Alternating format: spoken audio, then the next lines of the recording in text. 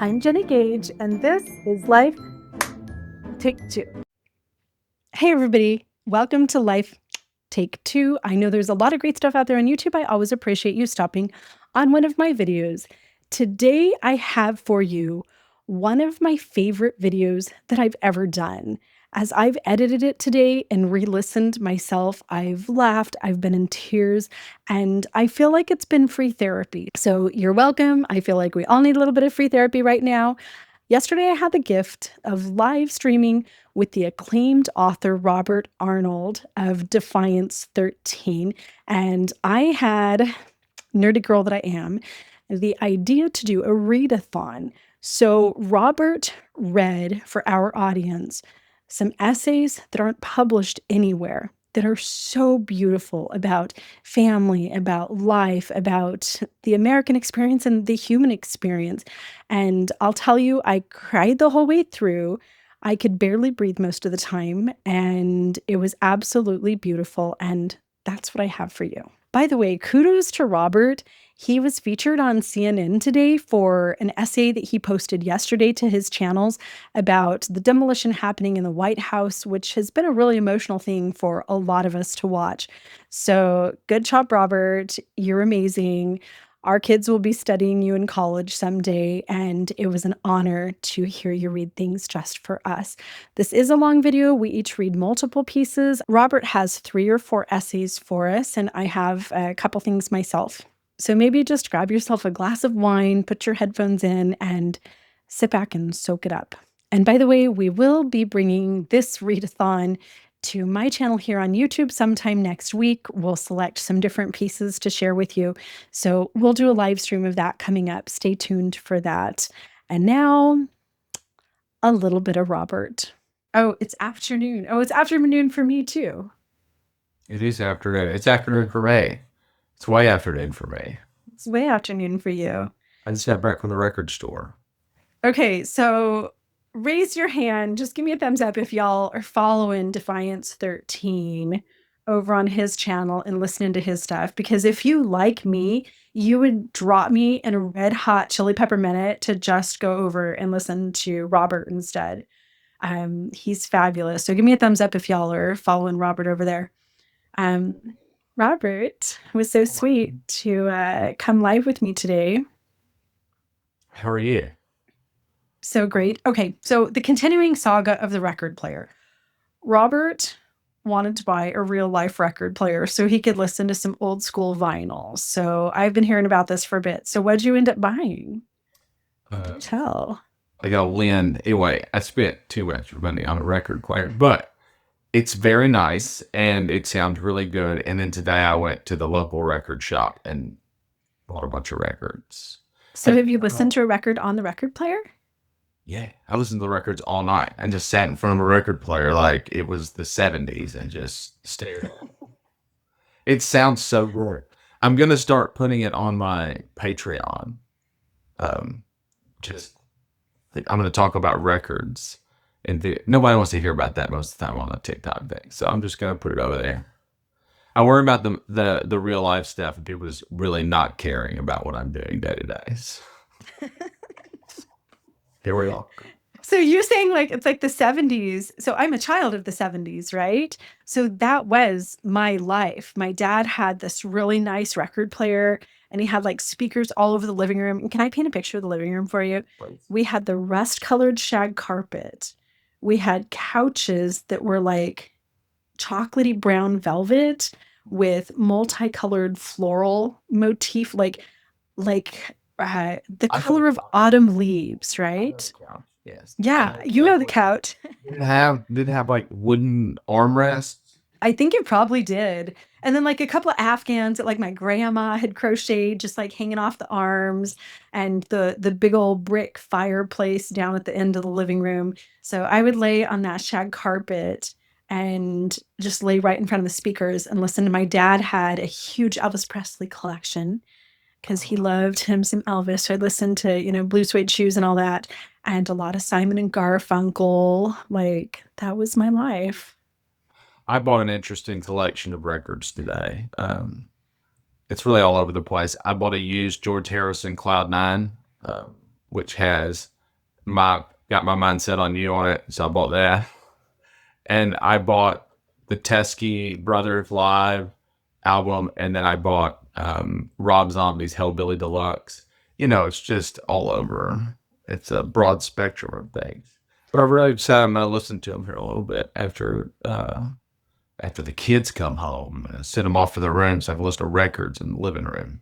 Well, can't the kids listen to the records too, or will they be too noisy? They can.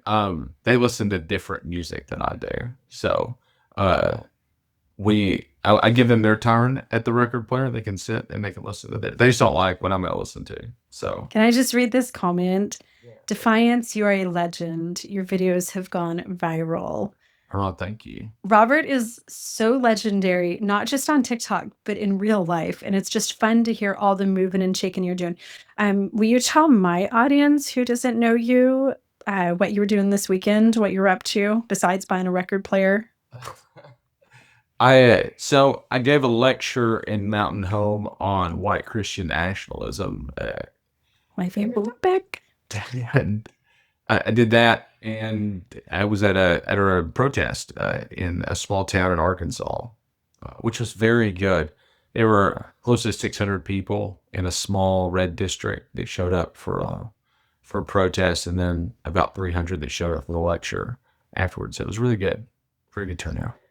How do we get to those lectures? That's what we all want to know. Mariana says, Mariana, that's such a beautiful name, by the way. I will always stop whatever I'm doing to listen to Robert speak. He's brilliant. I agree. Y'all, I don't have time to listen to other people's thoughts because I'm doing my own thing. And every morning I wake up super early, like 4:35. Every morning I wake up and the first thing I do is go see what Robert has said that's new. And I will lay in bed and listen to your videos like multiple different times in a row. And I'll laugh and I'll cry and I'll take notes. And then by the end, I'm like resolving to change something. Like, you know what? Yeah, I'm going to go be a badass today because of Robert. So there were very few people that I follow consistently. And I'm so disappointed when a video didn't drop today. Well, one did not drop today yet. I will later this afternoon. I had some other things to do. I started this Patreon thing, and I started I have a substack, and so I've scheduled myself where I do things on certain days in order to keep my mind where it's supposed to be. And so, I'm just trying to get a hang of it, trying to get the swing of it. But here we are, so it'll be done in a little bit. I've got it written. I just haven't recorded it yet. So, well. We're doing this instead today for a little bit. So thank you from the bottom of my heart for coming on my channel. I'm super picky about who comes live with me. And when you said that you would come on my channel, I jumped up and down and did a little dance. So I appreciate it. Thank you for everything that you do. Okay, you guys, Robert and I are going to have a little read-a-thon today. This was my idea. And I know I'm nerdy. Y'all know that too. But I just feel like Robert's amazing, but my favorite thing about Robert is the stuff he's writing. And I used to read poetry on my channel, and I'm over, by the way, if you guys want to find us, follow us over to the tube, follow us to Robert's Patreon. What's your book? How do we get your book? You can order it. So we have a little backlog issue of, I was having trouble getting set up for the publisher, but I got like 2,000 books in. I've been sending books out like crazy. That's another thing I was doing this morning, was putting books into mailers and sending them. So you're like mailing people's books to them? It's like handled by Robert? They're all like, I got the... Do you kiss the cover before you mail it to us? Some of them I started doing this.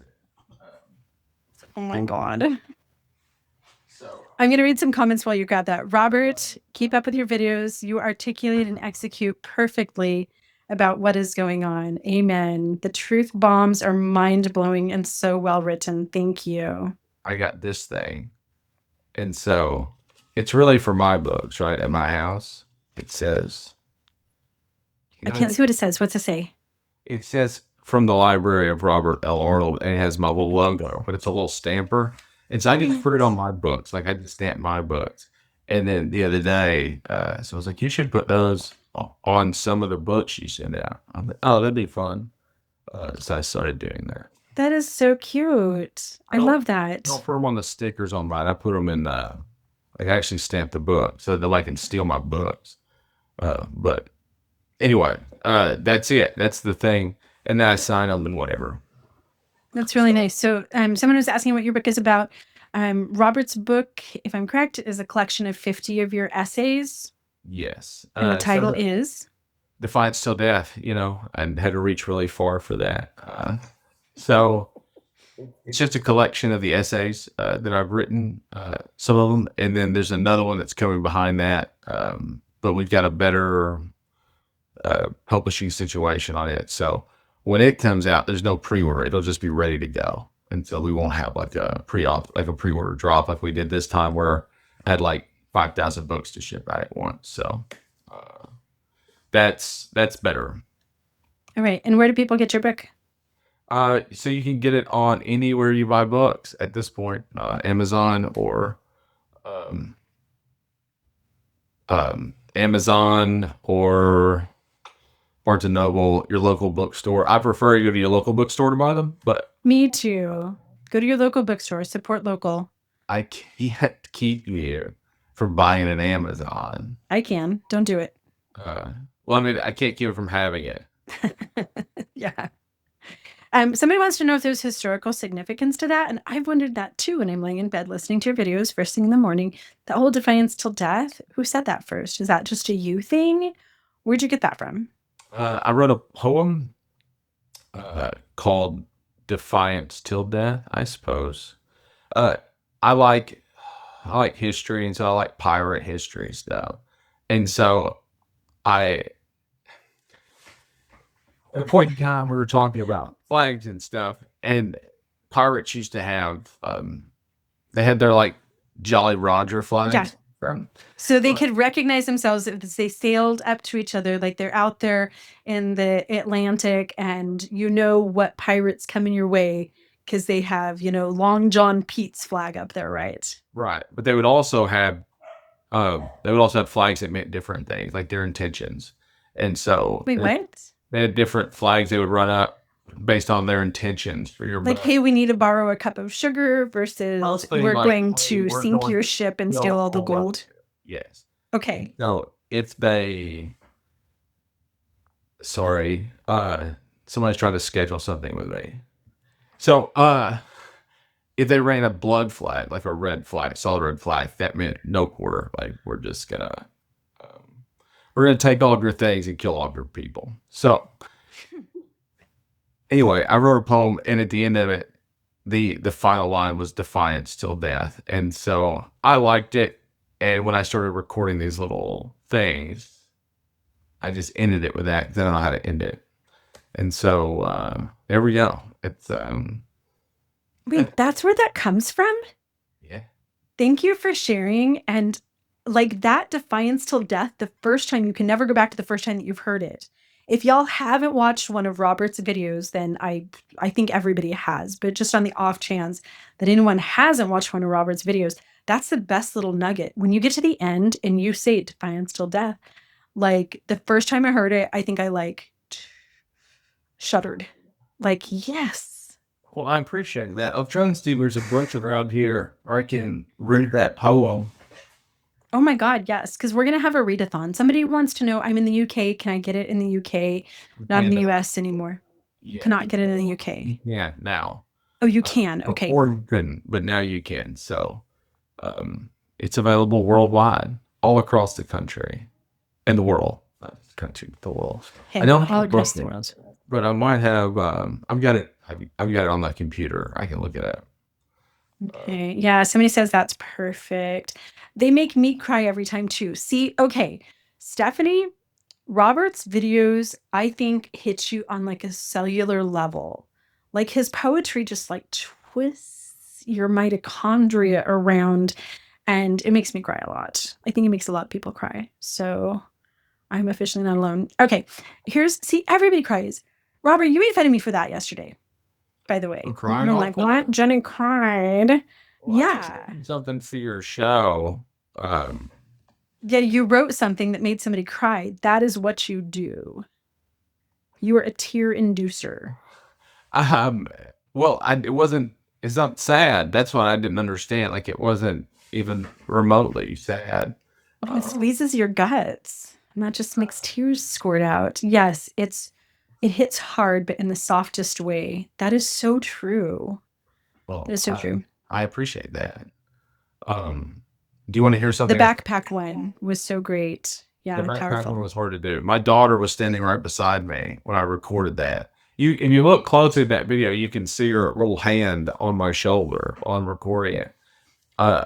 So it was very hard to do with her in the room and not cry. So there's a little insider info. Very so that was very emotional. And somehow I got through it. It took me 1,000 takes.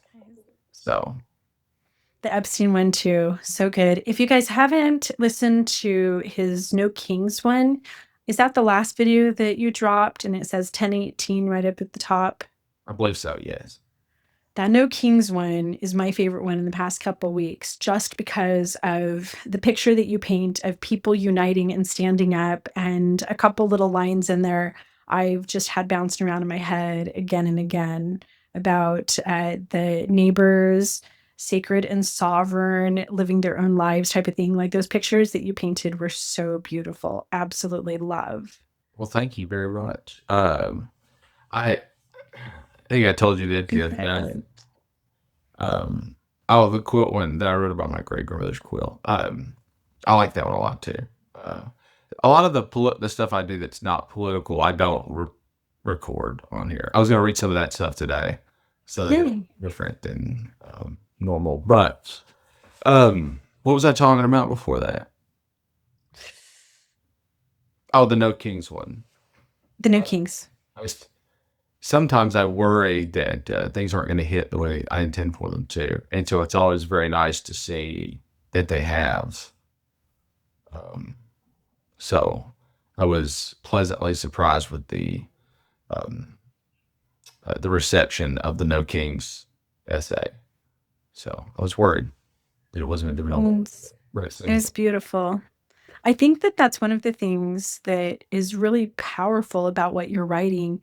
You're not just putting this stuff out for an audience. You have these thoughts and these feelings that just kind of bubble up, and you put them to paper, and they are deeply, authentically Robert. They are not some product that you're putting out there for people to consume in some sort of a way. You're just doing what you do, and you're just being who you are. And that authenticity is so palpable and so beautiful. Oh, thank you very much. Hello, Romania. Thanks, All Faith. Okay, so we're going to have a read-a-thon. So you're going to read something, and then you're going to tell us a little bit about it. And then I'm going to read something that's less good than yours, but still, like, I'm a person too. True. Everybody. So the first thing I'm going to read you it's actually a poem. It's called The River Knows for the Mississippi. I don't know if y'all know this, but I'm from the American South. You are? Yes, I'm very Southern. I'm from the Mississippi River Delta. I grew up in Helena, Arkansas on the Mississippi River. And I have traveled a lot. I've been all over the place. But there is an odd comfort in coming home, and the beauty of being from a place like Helena, Arkansas, is that it is very easy from the sky to tell when you're home, because you will fly and you'll be like, that's my river right there. I'm almost home.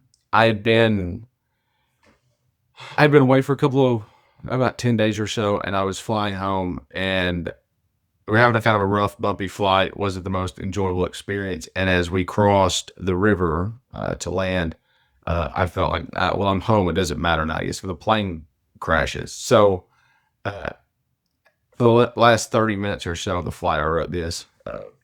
And it's called The River Knows for the Mississippi. There are rivers in this world that people write about because they're beautiful, but the Mississippi is not written for beauty. He is mine. He is written for knowing. He is the old man, the slow-moving preacher, the patient father, the ghost of a grandfather who won't look you in the eye but will wait for you on the porch until you come back around.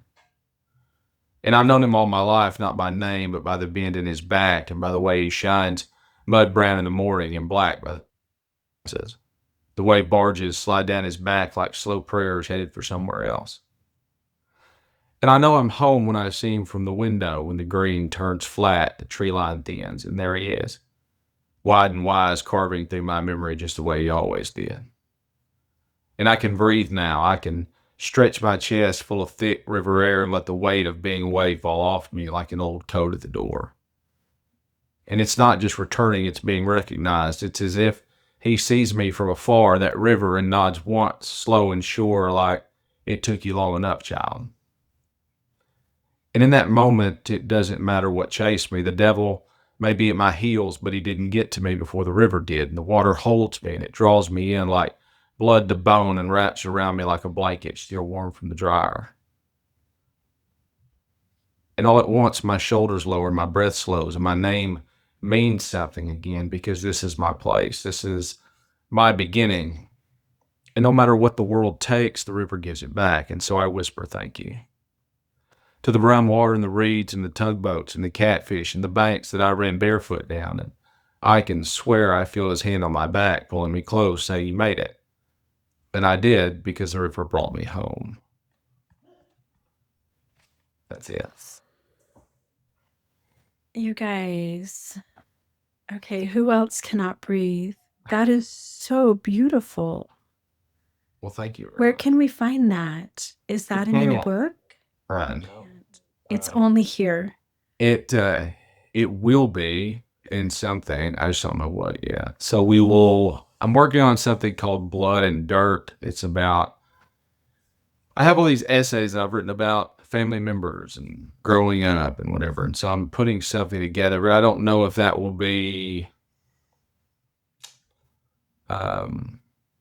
something like this, or I will put it in something else. I have it recorded professionally, and I'm working with a few people on possibly do like a record, like a vinyl. Of course. So that may be a possibility. I don't know, but as of right now, it is only available right here in this air. What happened? Somebody said we need a self-narrated audiobook. Amen. Amen. I know that part got me too. It was so absolutely beautiful. Robert, thank you so much for that. You know, there's something so special about those spaces that we've grown up in. And I think this is something that I'm thinking about as we watch so much conflict in America. Now, I'm certainly aware of the fact that I'm not sure how I'm sorry, I actually clicked on somebody. Sorry, tired lady, I didn't mean to click on you. As we watch so much division, that, you know, the news highlights and everybody's highlighting this division, I think that we forget those hometowns, those spaces. For you, I've been to Helena, Arkansas. It's absolutely so beautiful there. That's what matters. It's the people around us. It's our villages. For me, it was the Pacific Northwest. It's the Southwest. I grew up between both of those places. It's the saguaros and the rattlesnakes and the scorpions and the tarantulas and all those prickly, dangerous things. It's the smell of the monsoon right before the sky just dumps and floods. And like, to me, that is so sacred and so beautiful. And I think that we're spending so much time looking at what people on the news want us to be looking at and fighting with each other, when really what we need to do is we need to just peel things back to that. We need to plant our feet in the dirt around us. We need to grab the hands of the people around us, and we need to root back in our villages and our homes in ways that we haven't for a really long time. So that's so beautiful. I love the way that you just like took us home. I feel like I can't read any of my stuff. This was my idea to have a read-a-thon, but you're going to have to read another one. What if you do like more and then I just do a couple of mine? My followers like my poetry and my stuff, and obviously I write scripts all the time over on the tube, but like now maybe this was a bad idea because it's me against Robert Arnold.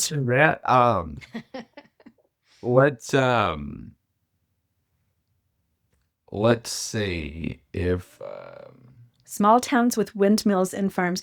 Okay, will you guys drop in the comments your small town if you were going to describe yours? So Robert, it's that the Appalachian Mountains, so beautiful, Crystal. This I wrote about my father-in-law.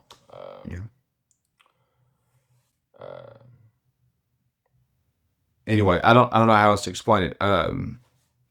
This will be another thing that is not in no way political. It is just about things that we have all experienced, I guess, in some way. So here's what I want to know before you start reading.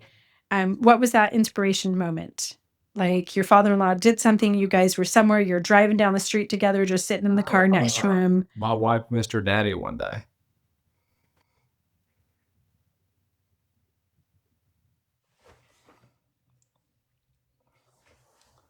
I will cry during this one, so.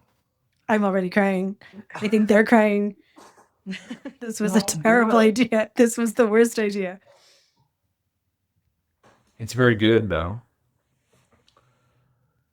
If I were to say to you something that smelled like cotton, your mind would probably go straight to a Yankee Candle you once bought at a Cracker Barrel, or the air freshener out of Walgreens filled with little pastel bottles labeled with words like fresh linen or clean breeze. And you'd think of a laundry day in a house with central heat and air and soft towels stacked like clouds, and you'd be wrong. To a farmer's daughter, cotton doesn't smell like dryer sheets or fabric softener. Cotton smells like a field. Like the plant, like earth and sweat and sun. It's crisp, almost like fresh cut grass, but deeper. It's more grounded. It's sun warm leaves and the faintest sweet note riding underneath like a secret not meant for outsiders. And there's a sharpness to it that cuts through even the delta humidity. And a farmer might say it smells like money, but to Charlie it smells like home. And I asked her once what cologne he wore, and she looked at me like I'd lost my feeble mind and said he didn't. She said he smelled like work, like warm dirt and sweat and sun-dried t-shirts. I loved that line so much I had to sit with it for a minute. He smelled like work. I knew exactly what she meant, like someone who had earned every part of the day, like someone whose hands were stained not with ink or ideas, but with the memory of the land. A man who had bled and sweated and left pieces of himself and rows of cotton and soybeans. He'd given more to the soil than most men give to their gods. He didn't smell like something. The world smelled like him.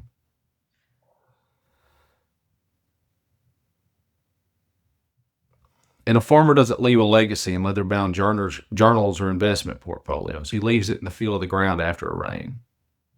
In the way a field looks at dawn and the defiant wildflowers growing along the edge of a pond where he fished in the evenings. And that's where she remembers him.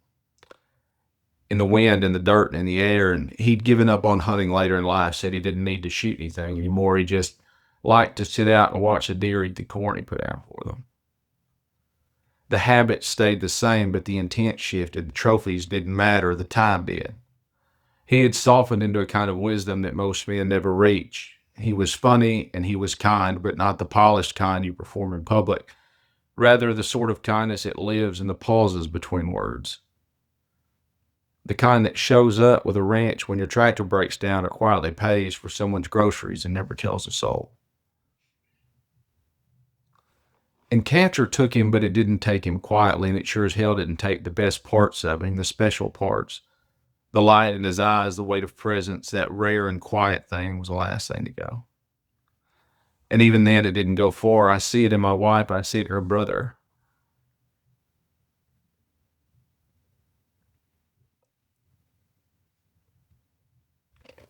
I see it in the way she parents our children, firm and loving with a grace that can't be faked.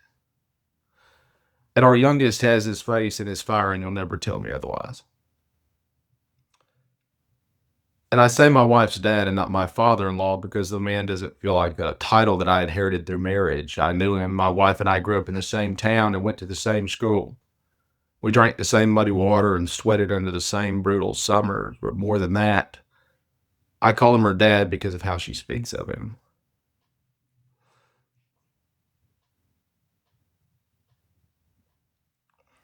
She still speaks of him like a little girl telling you about her hero.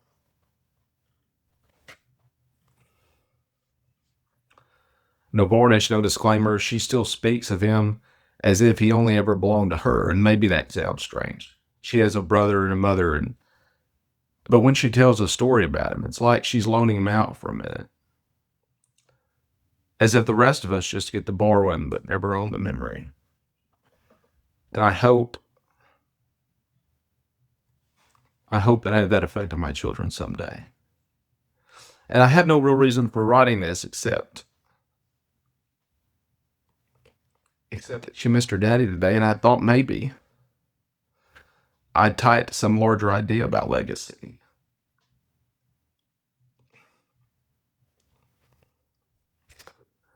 About how people are more than just blood and skin and bones, about how we pass down our better parts, our values, the grit, the humor, the love, how we take the best of ourselves and we give it freely to the next generation, and we ask nothing in return except that they live well and be kind. But I don't think I need to wrap it up like that. I think I'll just say this. She can feel her father's presence in the wind at her parents' home. She hears his voice in the stillness of the night. He's in the smell of the dirt after a summer rain, in the soft brush strokes that paint the Delta sky. Her fear is that she'll lose those things when she's no longer tethered to the land, that the ghosts will not follow, that the memory might stay behind.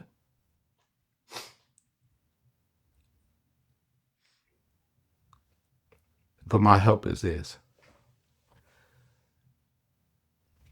that she knows that the rain still falls where she is, that the wind does not recognize county lines, that the spirit of a man like her daddy doesn't stay rooted in geography. It lives in people, it lives in her.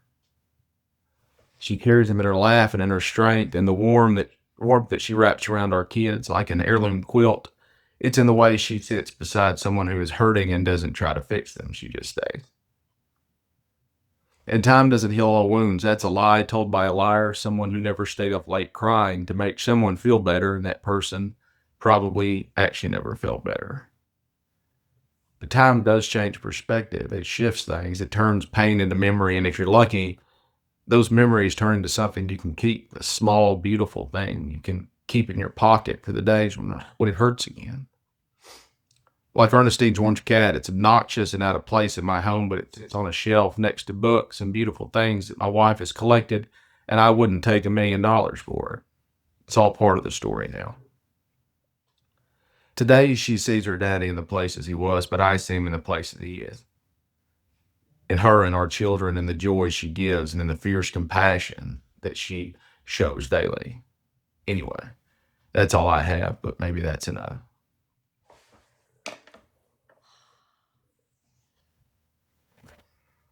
Why did I do that? Horrible idea. I didn't bring Kleenex. I have like a used Kleenex from a video I was doing yesterday, but my Kleenex is somewhere else. I think that for anyone who's ever like lost, we're so intertwined as humans. Like that's the essay for people who've lost people. I'm sitting here and like right next to in my studio next to my computer, I have this little treasure chest of stuff. I've had this little thing since I was forever. And this is my grandma who died when I was like 22 years old. This is her World War II red lipstick. Oh, that's awesome. It's all I have. Like it's the only thing that I have from her. And my father-in-law, who drowned in his vehicle in a flood outside of Smackover there in Arkansas, he had this $2 bill in his pocket. I have his $2 bill in his pocket. I have my great grandma's little crochet. Anyway, I have these little treasures, and from dried rose from my other grandma's coffin. I just picked it off her coffin before they buried her. I have this little box of treasures, and like that's all that I have of people. And sometimes it just breaks my heart that they're gone, right? These were the people my whole world was built on. And my favorite part of what you just read was, I need a co-host who doesn't cry. Her dad not being like in the air in the fields and whatever, but living in her and her kindness and compassion.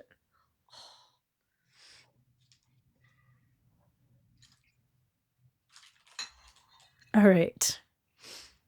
It was so beautiful. Yeah, so if you're just hopping on, Robert, do I have your permission to post this like over to our YouTubes later? Like, is this stuff that you don't want some of these out? I can always edit some of these out if it's things that you don't want read yet. So, if you could gosh, I need to find out on one of them, because I think like the first one is going to be on, I think. I don't know what that. Right. So I can edit out parts of it too. I don't have to. So if you love this live, I will be posting it over on the tube on my channel. Live to everything's in the bio, and I'll share it with Robert too. And we want to have readathons. Like, Robert, will you do more readathons with me? Like, Robert, I would love to collaborate with Robert on some stuff, because sometimes it's just nice to hear those backstories. And also, Robert, you have a lot of this stuff over on your Substack, which is Defiance 13 over there too, correct? No. No, what is okay? Robert Arnold. I just click on it. I don't know what you are or where you are. It's Robert Arnold on Substack. I'm pretty sure. Yeah. Is that on your Substack, or that's just from your personal collection? That's not. That's probably going to be in Blood and Dirt too. And Blood and Dirt comes out when? Substack. Actually, that is on my Substack, on my paid Substack. If you're a paid subscriber on Substack, you can get that one. So go pay to subscribe. And what's the title of that one? The Smell of Cotton. I don't cry during it either. You never cry in your videos. We all cry during your videos, and I cry during my videos, but I've never seen you crack a tear, but it's because you're not reading that. All right. Everybody, if you're just hopping on, I finagled Robert into coming over to my page today so that we could do a readathon. I just love Robert's stuff, and I'm always wondering when I'm watching his videos about some of the stories behind them and what are the inspirations and things like that. So Robert's reading some things. Give us another minute to get you to 10,000 hearts. Thank you. Please do. And all of our stuff, our links for our other pages where we're doing other cool things too, is up in both of our bios. I'm mostly over on the tube now, but I'm coming over here on TikTok just to see you guys, because I love you guys. Okay, should I read one of mine? But it's not going to be as good.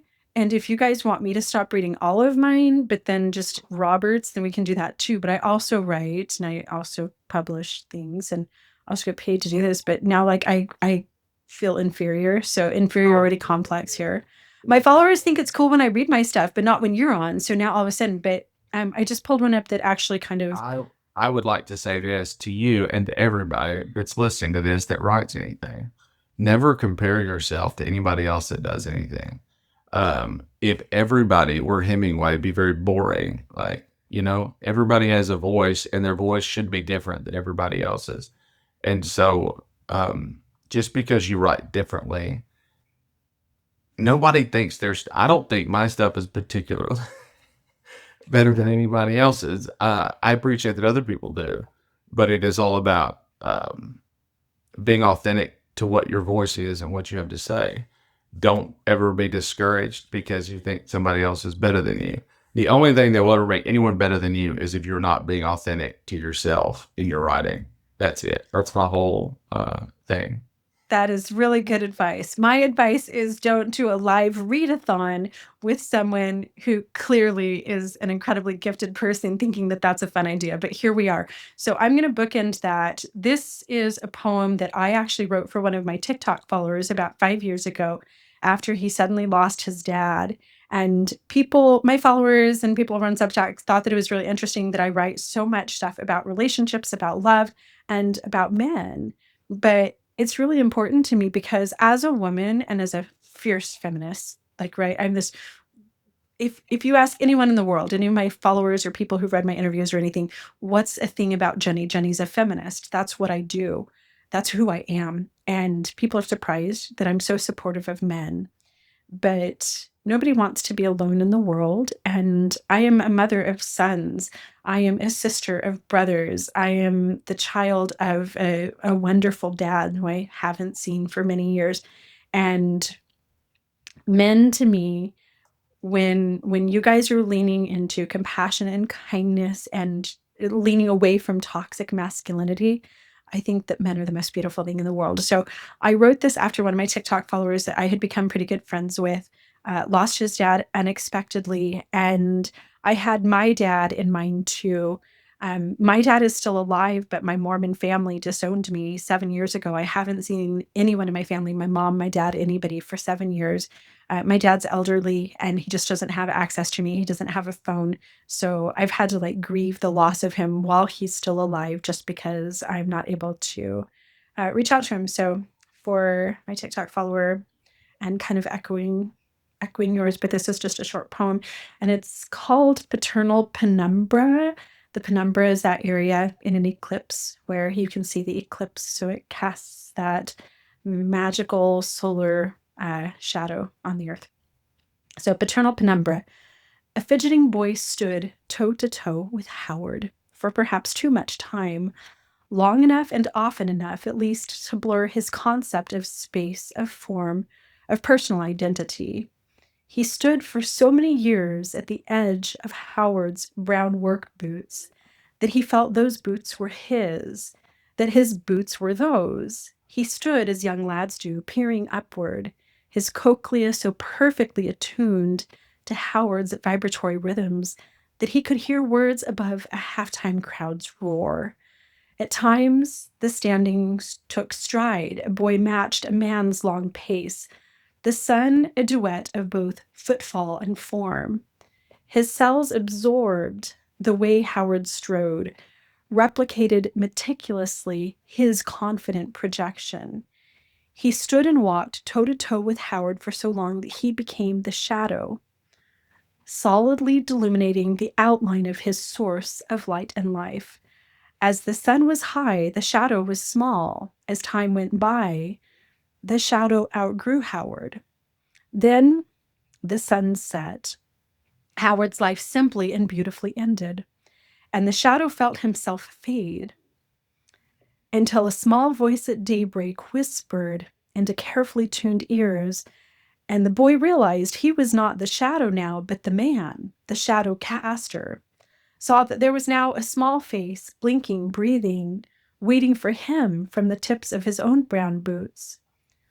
Cast your stride forward now. He will become.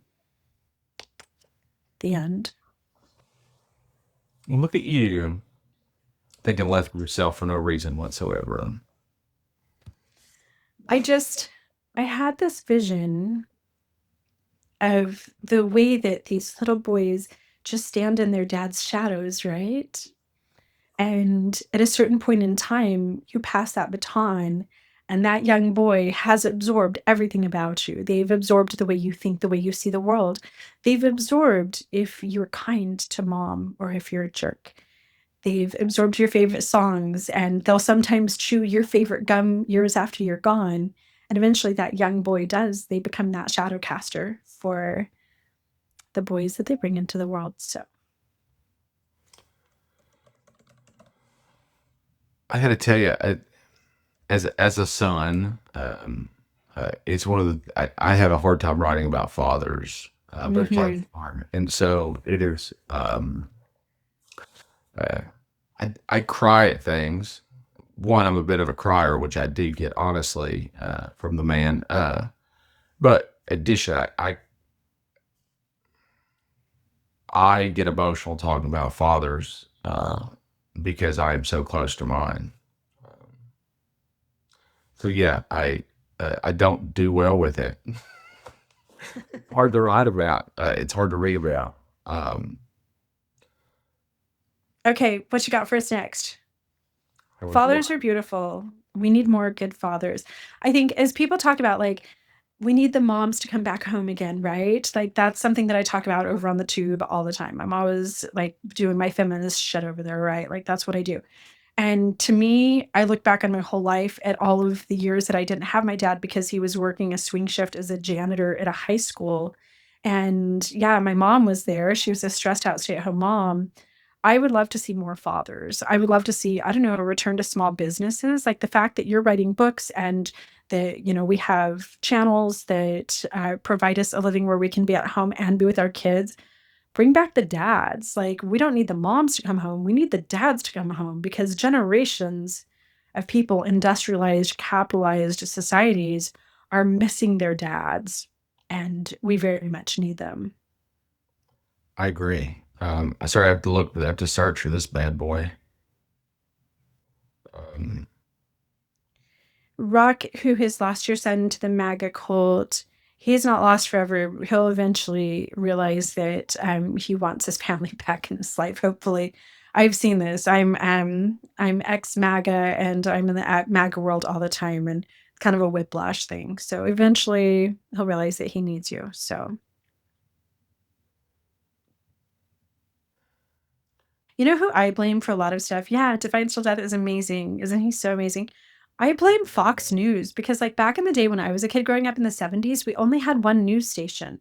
So, like, the local news, and then, like, I grew up with, like, Walter Cronkite and Dan Rather, and they were kind of, like, trying to get the news out to everybody. When cable news came along and we started to see this divide and, like, the ultra conservative, so I was alt-right, I was MAGA, Christian nationalist, prepper, all that stuff, right? Mormon trad wifey.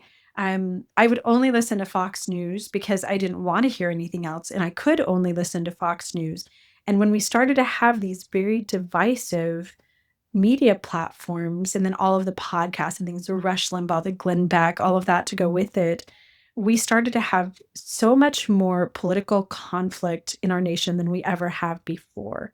I turned off the news and like during my divorce in 2018, and I really like Robert. I know that's funny, but I don't listen to a lot of the news. I read a couple of, like I read the Wall Street Journal and stuff.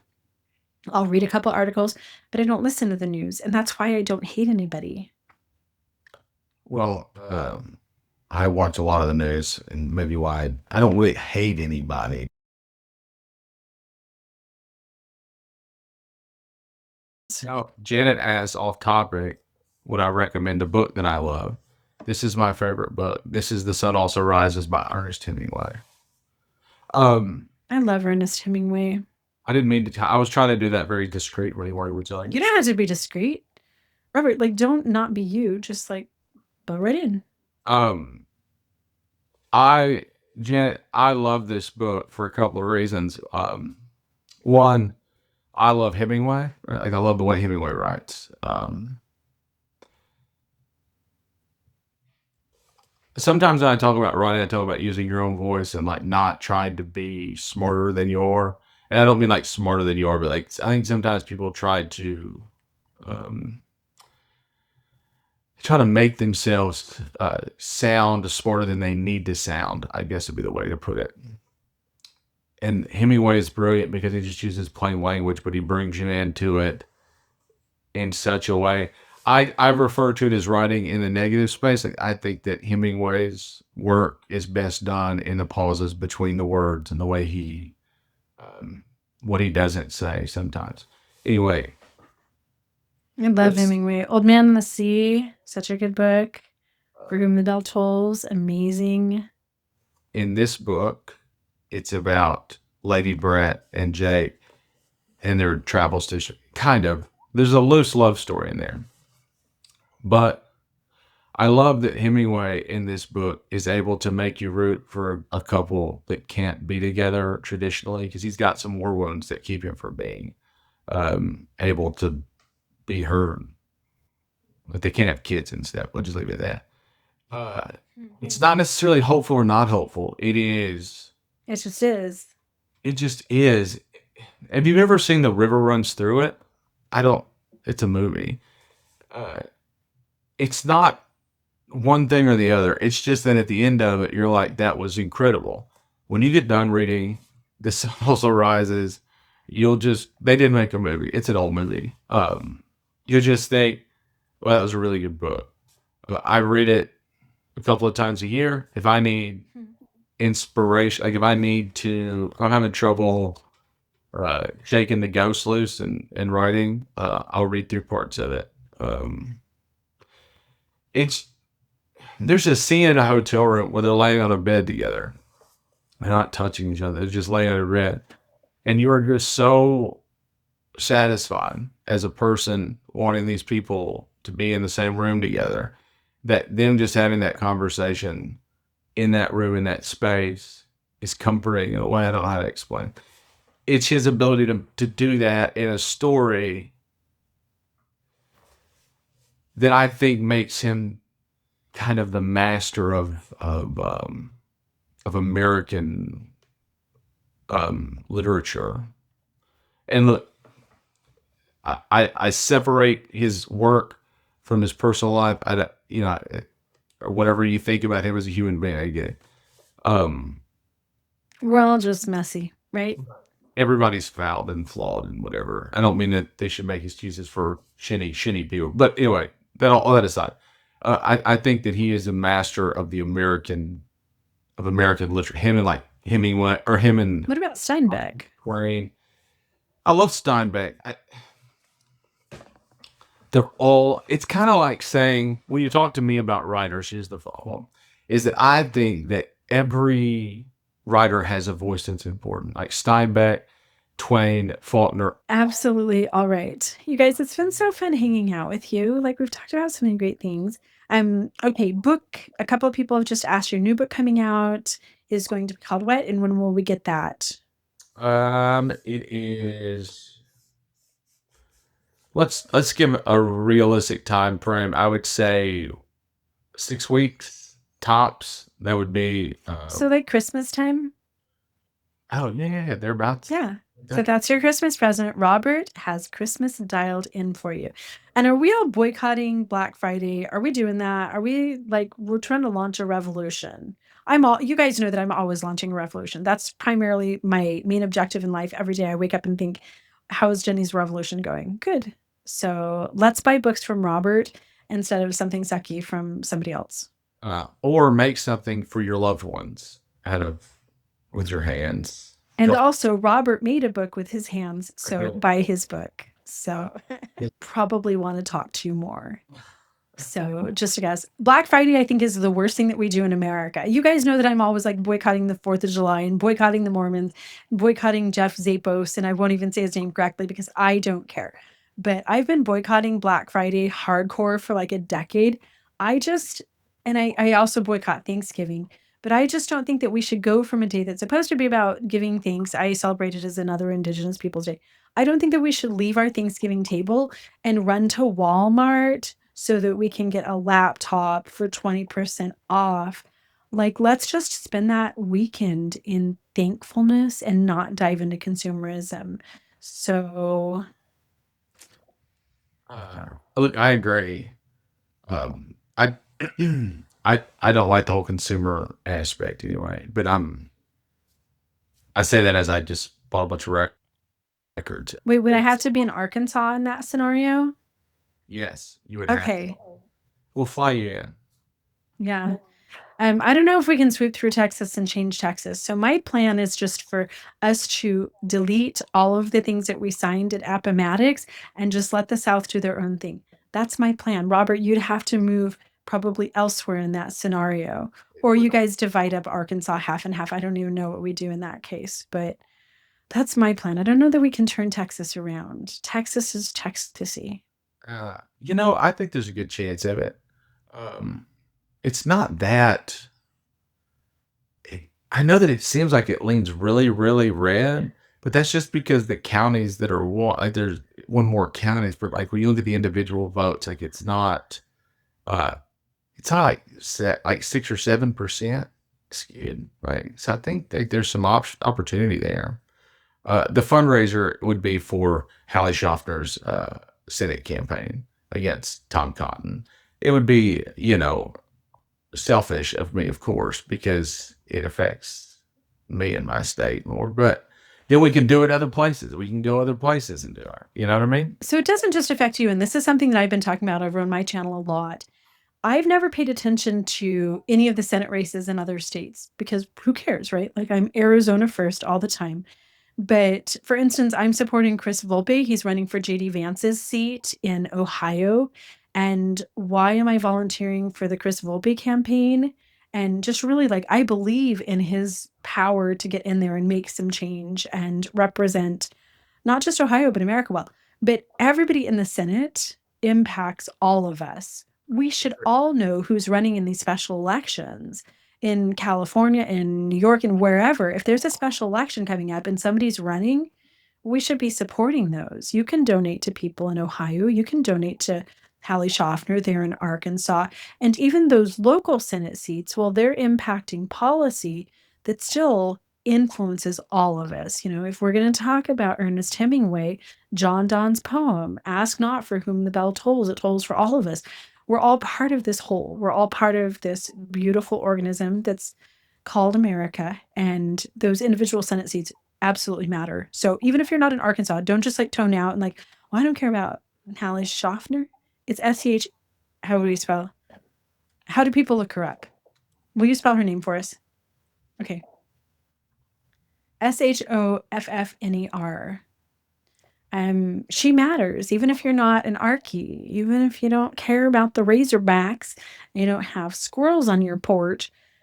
Hallie Schaffner matters to you. She matters to all of us because America is comprised of all of these legislators. So she's important. Put me in a pigeonhole just then. Well, no, I lived in Arkansas, so I'm talking about me. I'm not just talking about you. I was an Archie, and I had all the squirrels, and we belonged to the hunting camp, and I had the porch swing and the four-wheelers that we'd ride down the mailbox, and I can even do the accent. So there you go. So how do we reach those folks? Yeah, put me down as a yes, and let's talk details. How do we reach those folks? Like, how do we reach the people that are running for Senate? Chris Volpe has a website. He's over in my bio on my other platform. How do we reach Hallie Schaffner? Can you just Google her and her website's going to come up? So you can... Schaffner for Senate. Or Hallie Schaffner, Hallie Schaffner, Schoffner. And she's on TikTok, Instagram, all of them. And then she's SchaffnerforArkansas.com.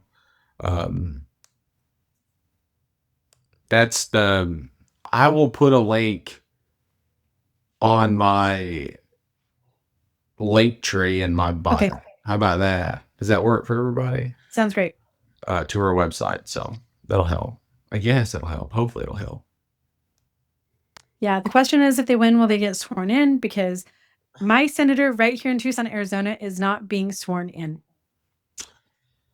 So thank you. You know what's funny is this is one of my favorite things that I wrote. It's in the first book. And it didn't get much traction when I wrote it. Like when I first recorded it. But I love it. And so this is my hopeful thing. Okay, because somebody just said your favorite. So this is one of your... After you read this, I want to know what your favorite is. So stew on that. So this is called On the Struggle of Every Day. So here we go. Are you ready? Okay, roll. The sun rises over eastern Arkansas like a god rekindling an old flame. The fire of daybreak leaking at the edges of the great Mississippi River and setting it ablaze in purples and golds and reds. This river, ancient and eternal, has carved its way through the land with a patient veracity, a sculptor of worlds and witness of the ages. And if a creator ever sat to admire their work, it was surely right there, at that moment, watching as the sunlight spills over the delta like a revelation. But I look forward to a morning more grand than this. A morning where we do not rise with dread coiling in our stomachs like a parasite, where the first breath of the day is not poisoned by the knowledge that we are governed by cowards and crooks. A morning where we no longer check the news like hostages awaiting a ransom note, where we do not brace ourselves for the fresh humiliation of being ruled by men with waxed paper spines and bloated egos. A morning where we are not taxed in spirit or in dignity or in blood just to pay the toll for someone else's greed. In that morning where we breathe easier, where the air does not feel so thick with our own helplessness, begins right here. On this morning, on this bitter and unforgiving morning where complacency sings its siren song, whispering to us that the machine is too big and that the weight is too much and that the struggle is not worth the bruises. And it calls to us like an old friend telling us to stay in bed. It tells us that nothing will change, but we must rise.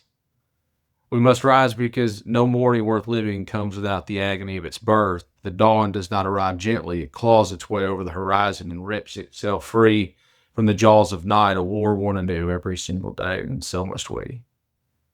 because this is where we dig in our heels, and this is where we say no more. And our voice at first will be small, like the baby bird, testing its voice in a whisper in the wind, but soon we will rise to a full chorus in the song that will shake the very bones of those who would rather we remain silent. And we will not limit our cries to the indifferent ears of Republican despots alone, and we will call upon Democrats who have grown too comfortable in their own defeat, who offer us only limp shrugs and excuses, who think that standing behind a microphone and spitting curses at the heavens is an act of resistance. We'll call upon the independents and the ones who stood on the sidelines as though watching a burning house from the comfort of their porch, wondering whether it is their problem. Well, we say enough. No more theater of outrage or performative resistance. No more speeches will serve as balm when we require action. The time for theater is over. The time for work has begun. So gather your team and unite your voice and begin, because this morning is harsh and the road ahead is cruel, and there is no easy fix. There is no shortcut through this wreckage. It will take hands bloodied in the dirt and backs bent against the weight of it. But I will crawl hands bloodied in the dirt beside you. I will fight with you. I will scream with you. And we will push forward one raw, defiant step at a time until we have broken through to the other side, until the last of the worst nights are behind us. So, let us begin the work. Defiance till death. That's my, I like that one a lot. I remember that one. You have that on a video kind of early on, right? Yeah, very early on, oddly enough. And I love that one. So I give that one 2 thumbs up. That was absolutely beautiful.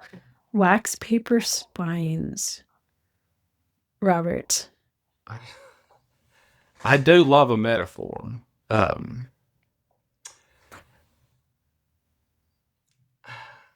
I think that there are only so many ways that you can call somebody a coward, where until it eventually kind of loses the substance of it. And so I try to get more creative about the way I say that. Verses, but and the sitting on their porches, or like they're watching a neighbor's house burn from the comfort of their porches, the liberals and all the people that aren't springing into action, like that little bit really hits. Well, thank you. I do feel I just slaughtered your words, and I am fully aware.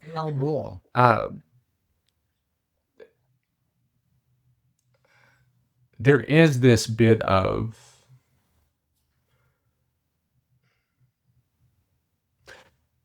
there are a lot of people who look at what happens, and as long as it's not affecting them directly, they don't really see why it matters. I think the thing we hear the most is someone will yell like, "What rights have you lost? What rights have you lost?" And it's like, that's not how it works. They don't take away your rights. The system shifts. They reduce your ability to exercise them. And I say that because China, in their constitution, guarantees the right to protest, but people don't protest in China. You know what I'm saying? A written right is not a guaranteed right. That's the government one that protects those.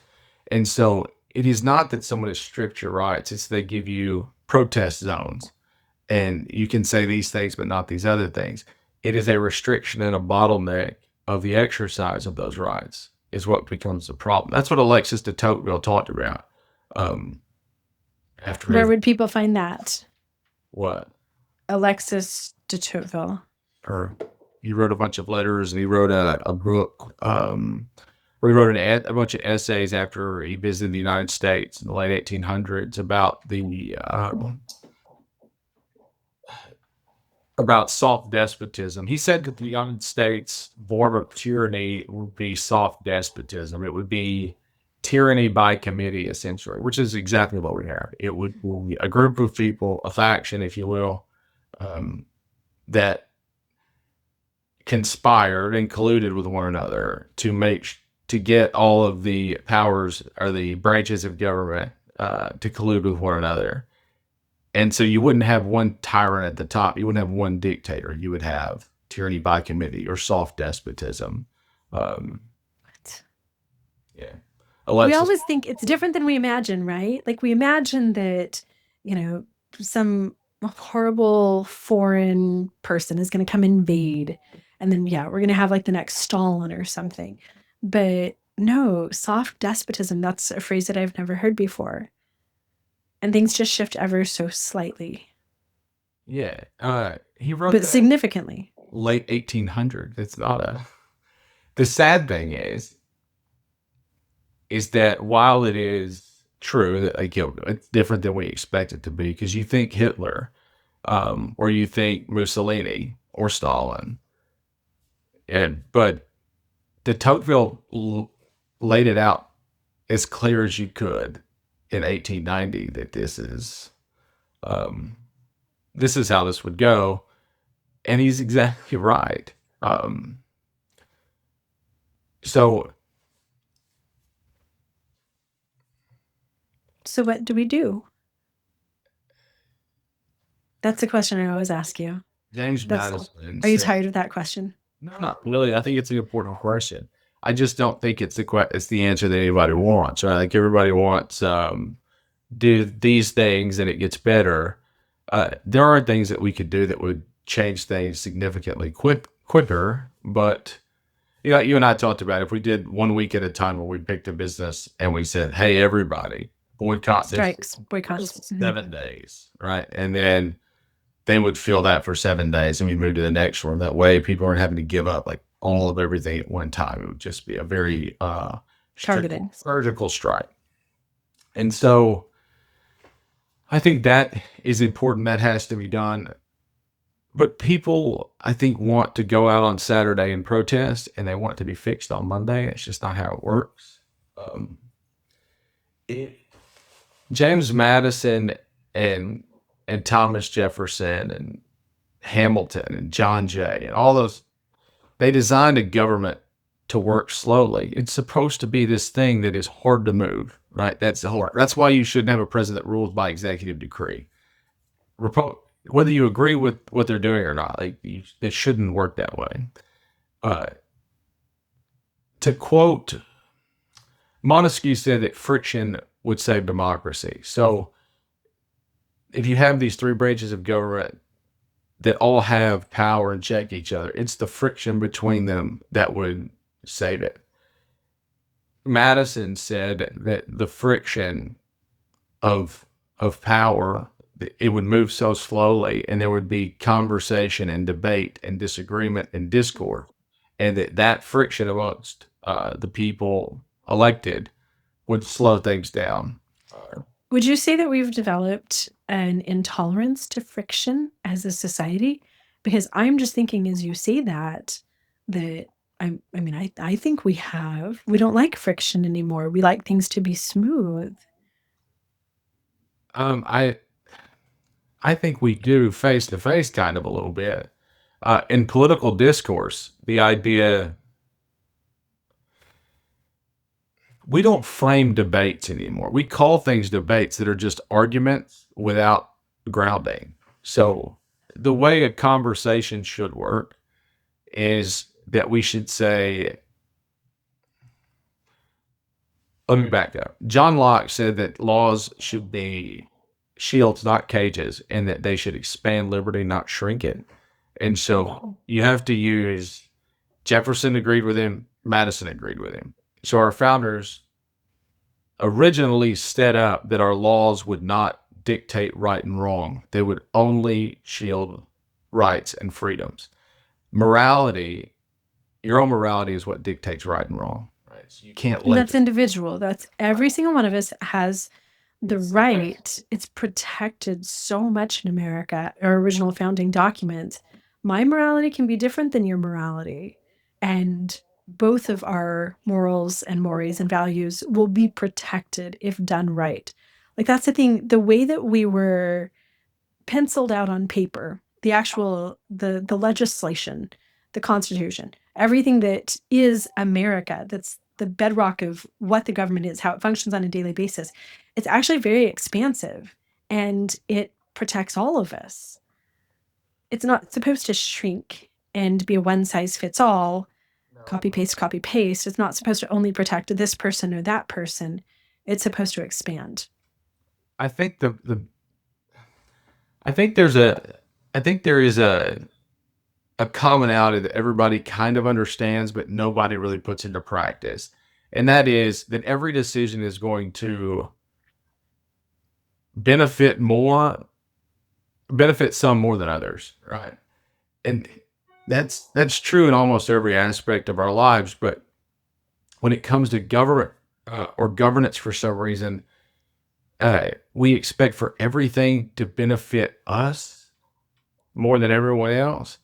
And so when we talk about healthcare or SNAP benefits or anything, you have this large group of people that are like, but I don't get that. Why should I? Well, yeah, that's not for you.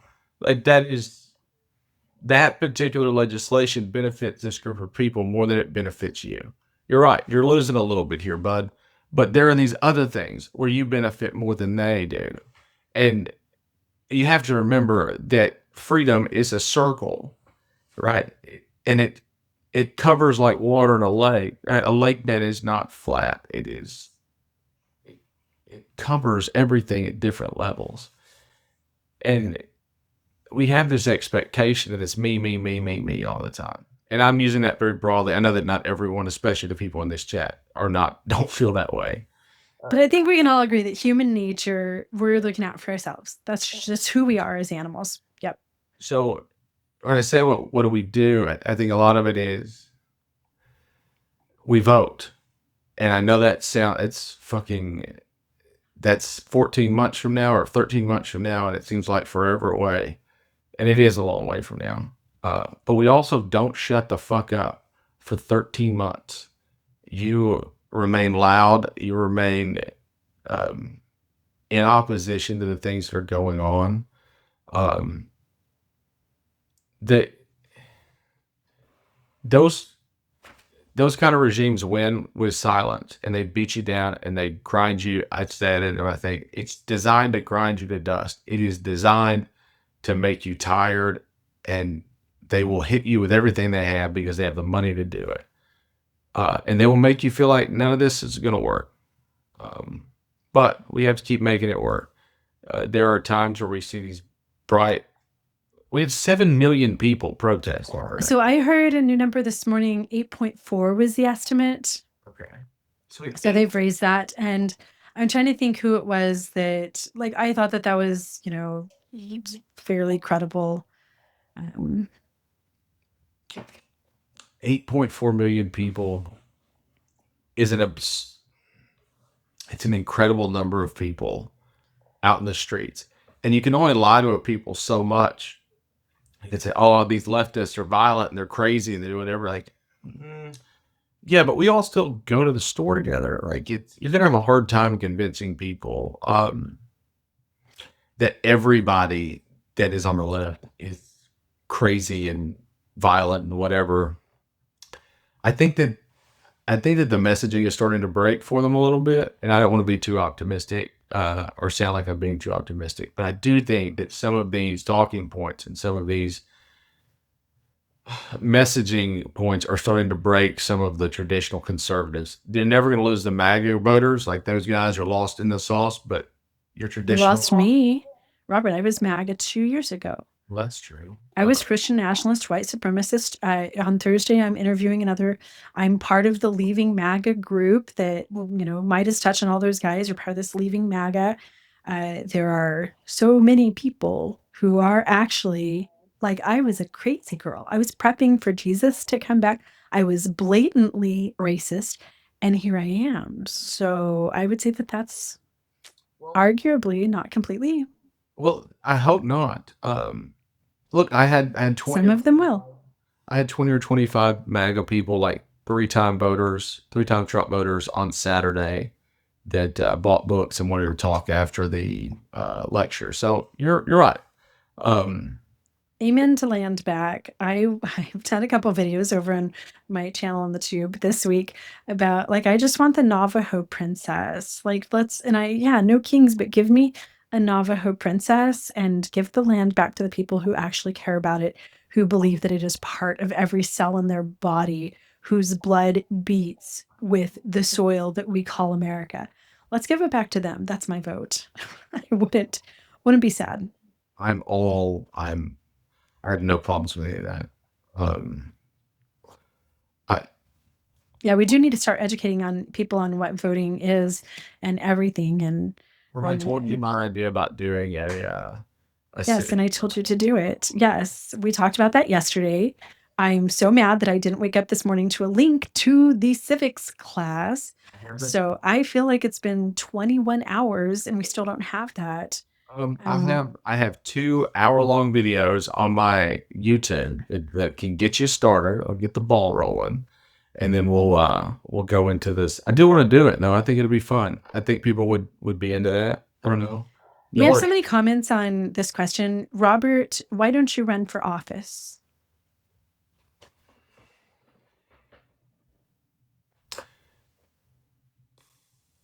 There are people that are built for that. I think there are people that are better than me at that particular role. I think that I am more suited for writing and holding people's feet to the fire. I don't know. There are the best way I can explain it is this. I've worked with some politicians that I think are really, really good. And they are very, very good at dealing with opposition. People that yell at them and say, what are you going to do about this? And whatever. And they are so good at dealing with those people with soft hands. I don't have that. I know that y'all see me as this very calm person that speaks into a camera. I don't suffer fools well, for what it's worth. And I can take somebody that wants to have a conversation, and we can have a conversation, and I can talk to them about all of the facts. And somebody that wants to have genuine discourse, I can do that. But people that have no real interest in seeing the other side or something, I don't. I just kind of brush those people off. And I think there are people that are very good at public service, like they understand public service and how it's supposed to work. And it's not that I don't understand how it's supposed to work. It's that I just don't think I'm the best person that exists for that. For whatever reason, I don't know. Maybe I've never seen myself as that. But I would be happy to help a politician or someone in public service either craft policy or create things or consult or whatever. I don't know. Or I'm not ruling it out 100%. It's just not looking very promising. Can I just say the people that I know that are politicians, who are what I consider the best politicians, the best leaders who've done the most effective jobs, say just that before they run. They're the humble, like there's people who do it better than me. I don't know that this is exactly what I want to be doing. It's that like that humility makes the best leaders. And I think that that's part of why we have such terrible leaders in this world, because it's the pick-me narcissists who think that they can do the best job, who always 100% of the time run for office because they want to be out there in front of everybody. Like, frankly, I know you and I have talked about, like, what is behind Donald Trump? I just think he's like my ex-husband. Like, everything that I think about Donald Trump is like, well, I know narcissists and I know sociopaths, so this is why he's doing it. I literally think he just wants to look cool in front of people. I don't think that he cared that much about the power and control. He just wanted to be the top dog. Those are the guys that run for office. Those are the women that run for office. Sometimes, I don't know, I'm just saying, I don't know what's in your future, but that's always the best politicians. It's always the hesitant, I could do this job. I don't know if I should do this job, but maybe I'm the best one. But also, it's so important for all of us to keep in mind the individual roles that we can play, because just being the president or just being a senator or just, being the local mayor or whatever, those are important roles. But being a voice and doing what you do, inspiring and unifying people, is an incredible service to all of us. And I consider you a public servant just as much as I consider my senator friends public servants. You truly are unifying and doing so much good for all of us. Well, that is very nice of you to say. I hope so. I do Yeah, hope. the agitator is what cleans the clothes in the washing machine. I love. Thank you for that comment. That's very nice. I like that. I'm gonna You're the steal it. agitator. But steal it all. So good. We all need a good agitator. Okay, so everybody who's not, you guys are, you're following Robert already. But if you're not, go to his bio. His Substack's incredible. You can read his stuff. His book is amazing. Get his book. He has another one coming out, maybe as a Christmas present. We can all get it for our friends. Would you guys like to hear my breakup with Donald Trump letter? And then if Robert has another one to read, and then I do have an interview tonight that I need to go rest my voice for and probably eat some lunch and things like that. Do you guys want to hear my breakup with Donald Trump letter? Okay. I buried this somewhat. So this was a big thing for me. I was, Christian nationalist, Mormon, trad wife, all this stuff for my whole entire life. So it's been a big transition for me. My TikTok followers saw me go through that transition. They saw me deconstructing like all of my beliefs, my entire worldview. They watched it live. And I love you guys for being patient and like being there with me through all of it. But it's definitely been a change. Going into this last election, I had voted for Trump the last time. I never had to deconstruct my politics. And then about 2 years ago, as I was transitioning out of Christianity, transitioning into atheism, which is deeply authentic to me, and the election was kind of ramping up, like some of the pre-campaign stuff, I started to listen to all my MAGA people and all this stuff. And I realized, oh shit, like I already deconstructed everything, right? Had to break up with a husband, break up with all this stuff. And now I had to break up with Donald Trump and I have to break up with making America great again. And it was genuinely one of the most difficult transitions that I've gone through with everything else, all of my evolution. This was it. Because foundationally, I believed that America in the future and happiness was all based on this. But it wasn't authentic for me anymore. And it was mostly just the hatred and the exclusionary ideology of the people that supported Donald Trump. I was once fine with that because I was the white rich girl. And so like this worked for me. But I'm no longer okay with anyone being exclusive and saying America is for these people and not those people. And we're going to worry about you, but not you. And the rest of you can get the hell out. That no longer worked for me. So I literally sat down one day and instead of writing a script, I was like, I wrote my ex-husband a breakup letter and told him to fuck the hell off. So I need to write just for me a personal breakup letter to Donald Trump. And I emailed it to the whitehouse.org. And then I sent a paper version too. And I don't know if he ever got it because he hasn't replied. But that's what that was. And that's what this is. And so here it is. So as a former MAGA girly, hey, Donald, I know you're busy burning food for Gaza and spray tanning, but I needed to sit down for a minute and talk about us. This isn't easy. We've been together for a while. I stood by you when everyone said you were unhinged. I defended you at Thanksgiving dinners with my Mitt Romney and Joe DeSantis friends and family. I wore the damn hat. I waved the flag. I thought we were building something real. But the truth is, I was in love with a version of you that never actually existed. So yeah, I'm breaking up with you. I left MAGA, and here's why. By the way, I tried to write this from like a middle school girl tone, so that's what this is all about. Here's why I'm breaking up with you. Number one, you love bombed me, then discarded me, and it feels like I'm getting whiplash. In the beginning, you swept me off my feet. You told me you'd drain the swamp. You said you'd protect the little guy. You promised to bring back jobs and make America great again. You talked tough, and I thought that meant strength. But it was all a show, wasn't it? Turns out you didn't drain the swamp. You are the swamp. You didn't protect the little guy. You handcuffed him in the middle of his kindergarten graduation and handed him over to ICE while giving tax breaks to billionaires. And all that greatness, it was smoke and mirrors staged for the cameras. I thought you loved America, but really you just loved attention.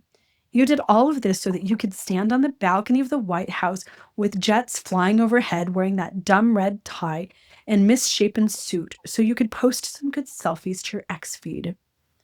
Number 2 reason I'm breaking up with you, I lost myself in you. Do you know what it's like to wake up and realize you don't recognize yourself anymore? I used to sort of care about character, about kindness, about truth. But somewhere along the way, after George W. left office, right after Obama, I started justifying your cruelty, your lies, your constant chaos. You made me believe that empathy was weakness, that science was fake, that journalists were the enemies, that compassion was woke, that we needed to fight, fight, fight. You taught me to mock rather than listen, to hate rather than understand, all while clutching your pearls and waving your goddamn Bible. Babe, that's not who I want to be anymore. I gave you years of my life, Donald, and now I honestly want them back. Number 3, you cheated on me and everyone else in America. So let's talk about the cheating, because you didn't just betray me, you cheated on all of us. You were out here flirting with dictators and billionaires like you were trying to start some twisted bromance bachelor show. You had Elon Musk whispering libertarian sweet nothings in your ear while he turned Twitter into a dumpster fire and spread conspiracy theories like confetti. You swooned over Vladimir Putin like he was your toxic soulmate, excusing war crimes, cozying up to a man who literally murders his critics while you call the free press the enemy of the people. Are you fucking kidding me? And then there's Jeffrey Epstein. Yeah, Donald. I saw the photos, the parties, the videos, the I wish her well comment about Ghislaine. You cheated on the American people by aligning yourself with predators. And no matter how many times you deny it, we remember and we don't believe you. You weren't loyal to me, Donald, and you sure as hell weren't loyal to America. So you can't be surprised that I'm going to be swiping left permanently. You didn't just betray your vows to the Constitution, you betrayed humanity, decency, us. Want to know the day I knew we were done? Maybe it was when you told the Proud Boys to stand back and stand by, or when you tried to overturn an election like a toddler refusing to accept bedtime. Maybe it was the insurrection. Maybe the moment you sent a mob to the Capitol and then sat back watching it unfold like it was a reality TV episode. You crossed a line. You didn't just hurt me, you hurt democracy. And you never even said sorry. You doubled down, gaslit the entire country, looked us in the eye and said, I take no responsibility. That was it for me. Maybe it's not you, maybe it's me. I've changed, Donald, but I'm not the same woman who once screamed, build a wall, or thought Fox News was gospel. I've read books now, burned my Bible and the red hat. I've listened to PBS. I've had hard conversations with people I love. And I've realized loving America doesn't mean blindly following an asshole just because I said I would. It means fighting for liberty and justice for all, not just for people who think and look like me. It means loving our Constitution more than your damn ego. I won't spend my life screaming into the void anymore. I'm choosing hope over fear, unity over division, facts over Facebook memes. You gave me a red hat, but I'm trading it in for a better future. One where my kids don't have to grow up afraid of climate collapse, book bans, or fascism in a baseball cap. So thank you, Donald. Thank you for showing me exactly what I don't want in a leader or a relationship. We had our moment, but that moment is over. I'm done. See ya. Jenny. I really like that. Thank you. I wrote a letter to a congressman once, but it wasn't stylized. It was very mean. That is probably the thing. You know, I wrote some things early on. I would say that the letter to the congressman was probably the thing that got me seen the most. That's probably is the reason that I get. Who is the congressman? So it was originally to Tom Cotton. It was a letter to Tom. You and Tom Cotton. I have this dream, right? Like my whole, I've told a lot of people, if Tom Cotton loses a night's sleep over something that I've said or written, I win. Like every, I may have too much confidence in my ability not to get in trouble for what I say, but I don't give a shit if I'm just. So yeah, don't like him. He's the worst. He's just the worst. Like he not only doesn't do anything for the state, he actively works against it, and he's just trying to run for president. He has for the last 10 years. It's awful. So I write a lot of, I can't stand him. Anyway, that's it. Like the Roadrunner and Coyote, like Tom Cotton is your Roadrunner.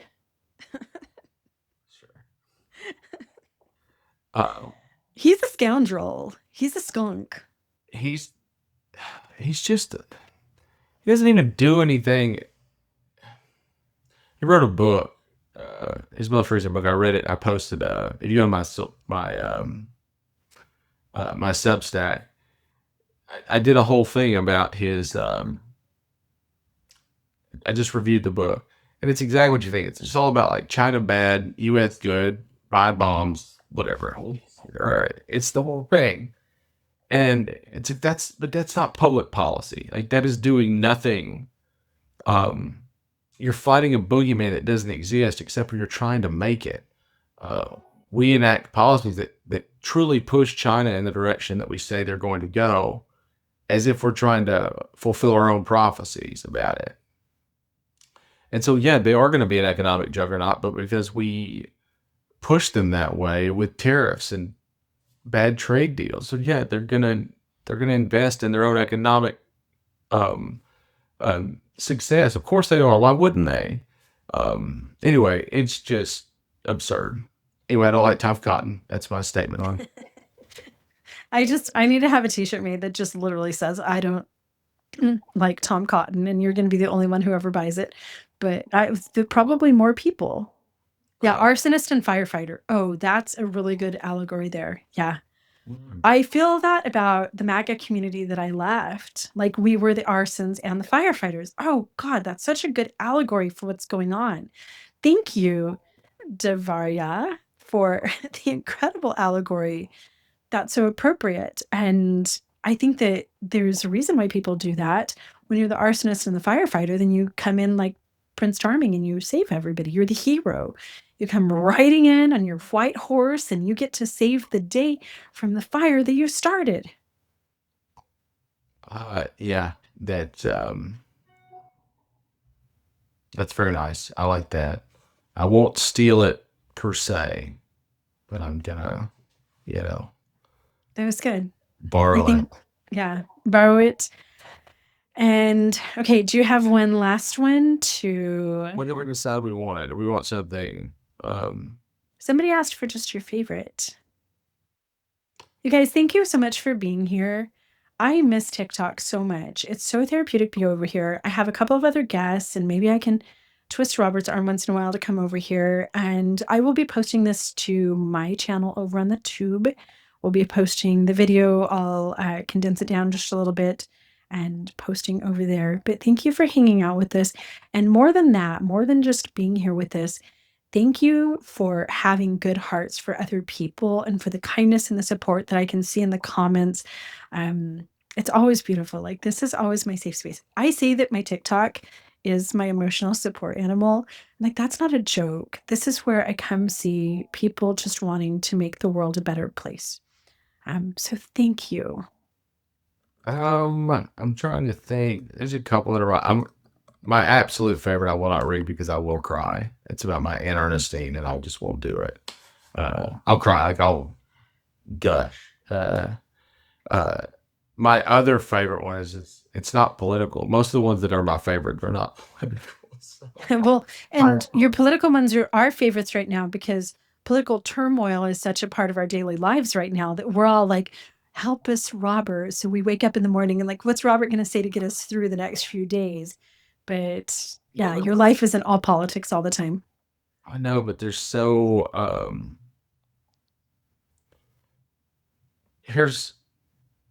this is kind of political. And he said his favorite is his Aunt Ernestine. Sorry, Robert, to interrupt you.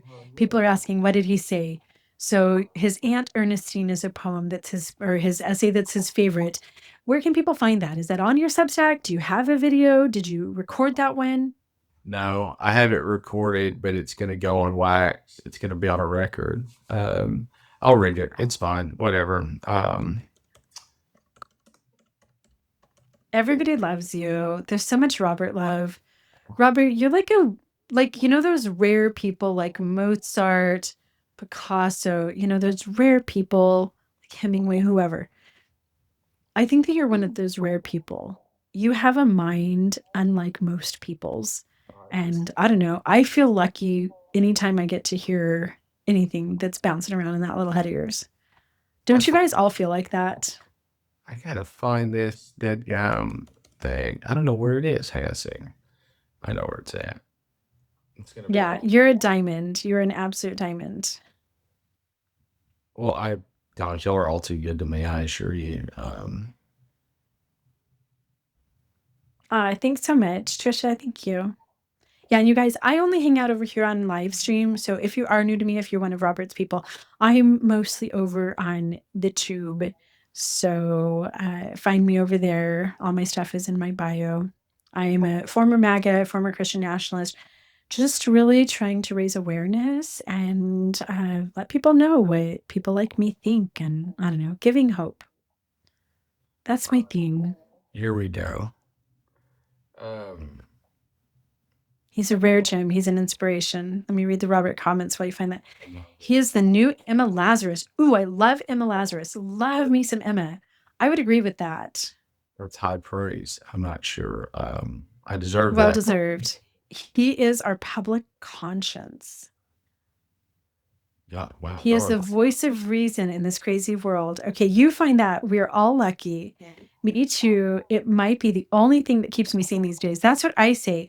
Like, I just have a handful of people, like some of my personal friends, people in my life that like, these people keep me sane. They're like, okay, everything's gonna be okay.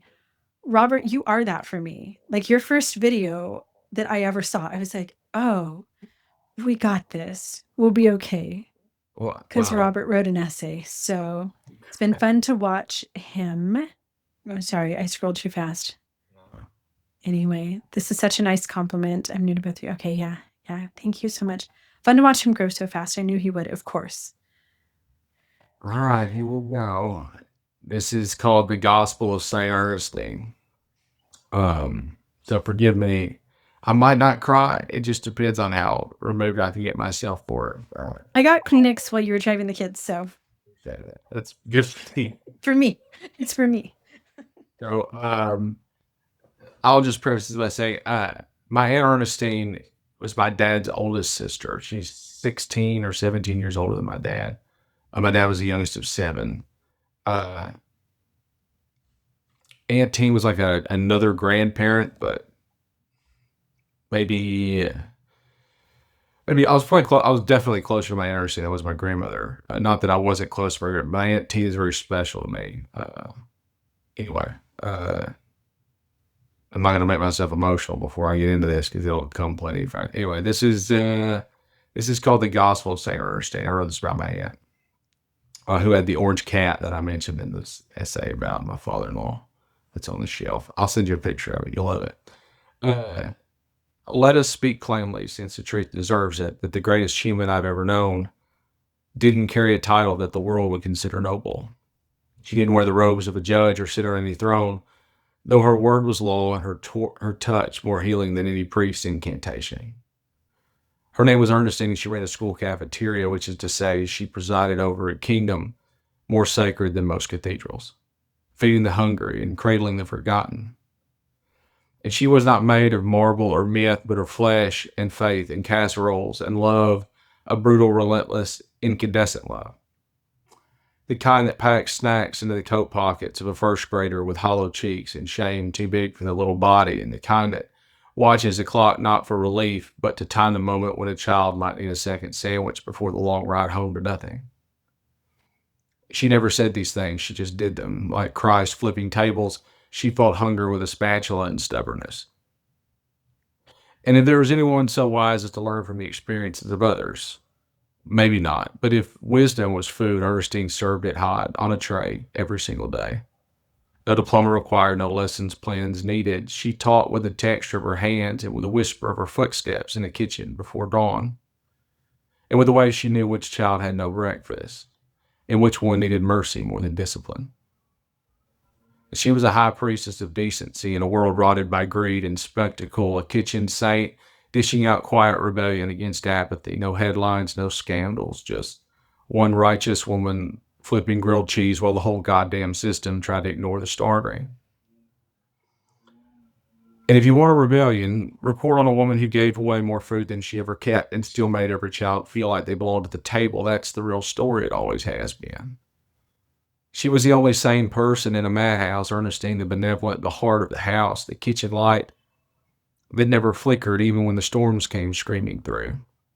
She wasn't dramatic, God no, but she knew grief. She knew how to hold it, how to cradle it in her arms like a crying child and rock it back to sleep. And the tragedy of this life never broke her. She broke it bit by bit with cornbread and kindness, and Hemingway would have written about her with reverence and spare sentences. Letting the silence between the words say what cannot be said, she was good. She was kind, she fed the children, she kept the family together. She died and the world is smaller for it. But I am not Hemingway. I have more words than wisdom, and I do not know how to write about the best person I've ever known without weeping.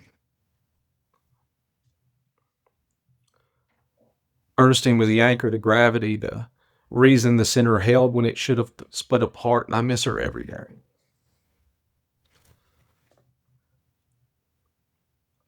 And not in the poetic way we miss those that are gone.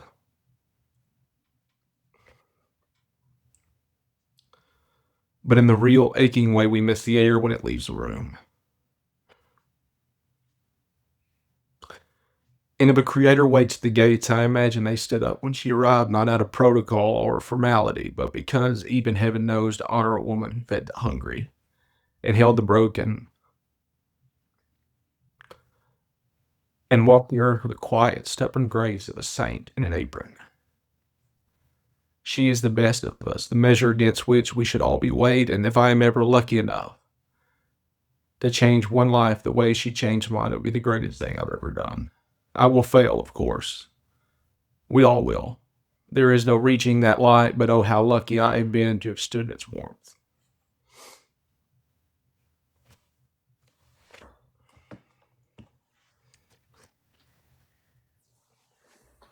Anyway, can we, I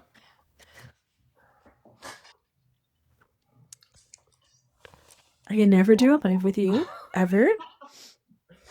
please don't. Robert, thank you Well, thank you. so much for sharing that with us. Uh, You guys, right? The ability to string together words and make others feel as a gift. And that's what you do. You make us, like, you infuse emotions into people with your words. It's so remarkable. Next, I swear to God, you read things in the people I will only read. How'd you know? Sorry, hold on just a sec. Hi, Brody. Do you want to say hi? Okay. Sorry, say again.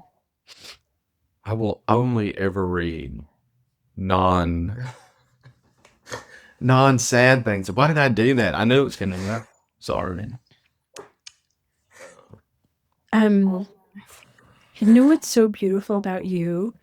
It's the combination of that brilliant mind and those genius ideas bouncing around in there with just everyday, like, Arkansas, Mississippi Robert, right?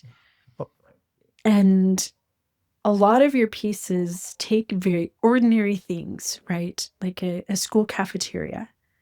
And instead of, you know how the world is like, Kim Kardashian's on a pedestal and Taylor Swift's on a pedestal and all of these things, they're up there on these pedestals and we're all like, oh, wow, look at that amazing thing or that billionaire or that whatever.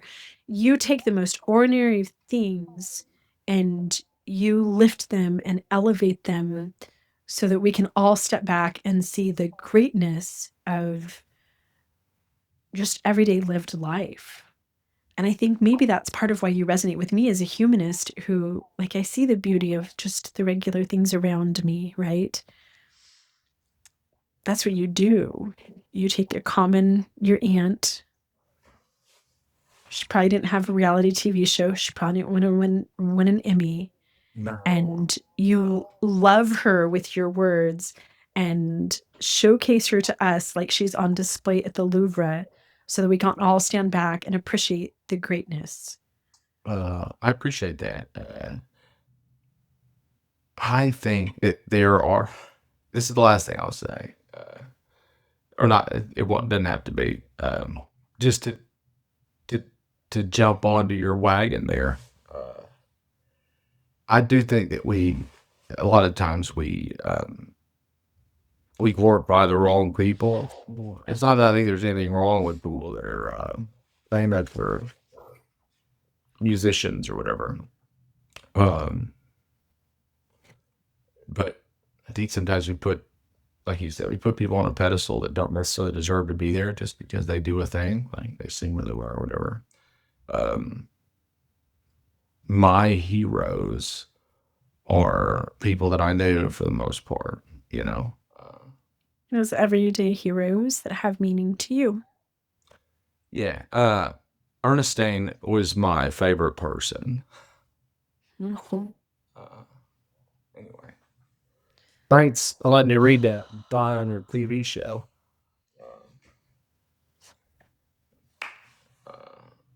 She also never mind. How is it? Favorite show was My 600-Pound Life. I remember watching that. Was it TLC? Yeah. It was so interesting and so kind of like just gut-wrenching. Yeah. So, anyway, that's Ernestine. God love her. Anyway, what else? What else do you want to talk about? I don't know, but can I just I want to put a pin in this really quick because I'm always talking about tribal decay and how that it's all, we're corporate instead of cooperative. It's all about corporations instead of cooperation. And we're all about clicks and views instead of connection and, all that stuff. I think that we do live in a world where we have these heroes that are handed to us. This is your hero. This is who you're supposed to be watching and viewing. And we know by the number of hearts next to their face on our phone that that's our hero now. But the beauty of an aunt who is the most amazing person you've ever known, we really need to go back to those days. We need to go back to, and that's, you and I were raised in a different time.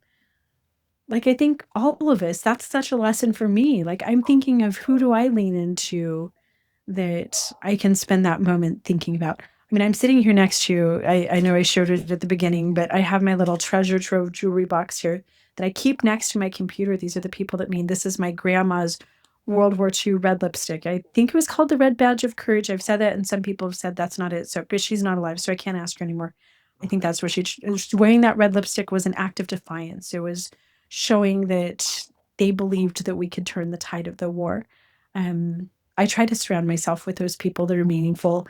And I think that that's such a beautiful lesson. Maybe we dig into that a little more. Maybe we turn off some of the handed to us heroes and appreciate those people around us that are actually impacting our lives, that are making us who we are. Yes. Yeah. Is it Ernestine? You said that Ernestine tribute is not on your page? It is not. It is. But I can post that one on this video, right? That's fine. Okay. We'll post this video in a couple of different places, so stay tuned for that.